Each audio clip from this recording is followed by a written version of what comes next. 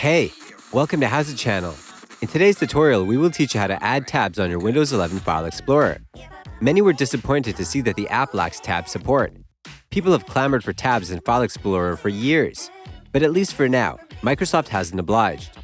While the first-party File Explorer on Windows 11 doesn't support tabs, an app called Files does. It's important to note that this is not an app from Microsoft. Open Windows Store. Go to the search line and type Files. Look for Files, File Manager for Windows app. Click on the app to see more information. Click on Install. Wait until it's done. Click on Open. The new Files Explorer will open. It will look kind of like a web browser window. You can open folders as separate tabs in one window.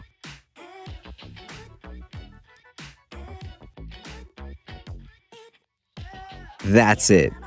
Thanks for watching the video. Please like it and let us know if you used any of our tips and tricks. Subscribe to our channel. We upload new tutorials every day. See ya!